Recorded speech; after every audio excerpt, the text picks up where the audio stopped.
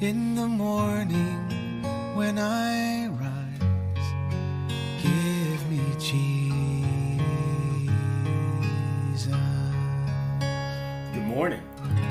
Today we're in Deuteronomy chapters 11 through 15, and it's a great section of scripture because it shows us the distinction between following God and following an idol, having our hope any place but in God. Look at chapter 11. I'll start in verse 26.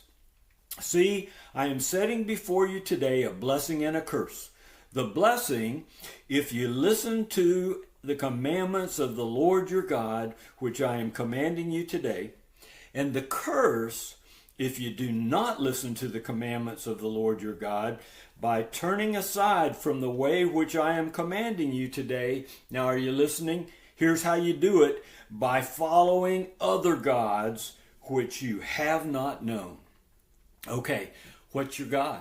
Where have you put your hope? Is your hope in the one and only true God, or is your hope in something else, some idol, some other God? I don't know. Is it your bank account? Maybe your career? Maybe your fame? I don't know where you've put your hope. But if it's in anything but God, you're choosing a curse. You're choosing death. You're not choosing life. Because God says, if you choose me, if you hold fast to me, if you walk with me, then you'll rejoice. I want you rejoicing. Oh, there's so much in this chapter where he talks about go to the place where I designate and there celebrate, party before the Lord. Oh, he wants you rejoicing.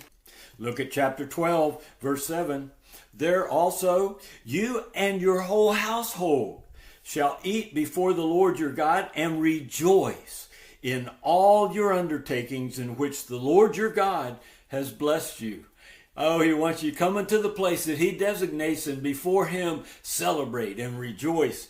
Verse 12, you shall rejoice before the Lord your God, you and your sons and daughters, your male and female servants, and the Levite who is within your gates, since he has no portion of inheritance with you. Oh, you go to the place where the Levite is, and you sacrifice before the Lord, and then you feast before the Lord and celebrate what he has done for you. Now I want to give you a teaching that you may never hear from the pulpit. It's in chapter 14. Starts in verse 22. You shall surely tithe all the produce from what you sow, which comes out of the field every year. Oh, you'll hear the preacher talk about tithing, how it is something that God has commanded, and if you don't do it, God's not pleased with you. You'll hear all kinds of guilt put on tithing. But I want to show you what tithing was to God. Verse 23, you shall eat in the presence of the Lord your God at the place where he chooses to establish his name, the tithe of your grain, your new wine, your oil, and the firstborn of your herd and of your flock, so that you may learn to fear the Lord, be in awe of the Lord your God always. He wants you coming before him with your tithe and celebrating before him, eating the feast of your tithe. The tithe is for you to see the goodness of God. The tithe is your contribution to the party before the Lord. Well, let's go on and read the rest of this so that it'll confirm what I just told you, because there aren't many religious people that see the tithe in that way. Verse 24, if the distance is so great for you that you are not able to bring the tithe, since the place where the Lord your God chooses to set his name is too far away from you when the Lord your God blesses you, then you shall exchange it for money, and bind the money in your hands, and go to the place which the Lord your God chooses. You may spend the money for whatever your heart desires. Did you hear that? For oxen or sheep. Now are you listening? Or wine or strong drink, or whatever your heart desires.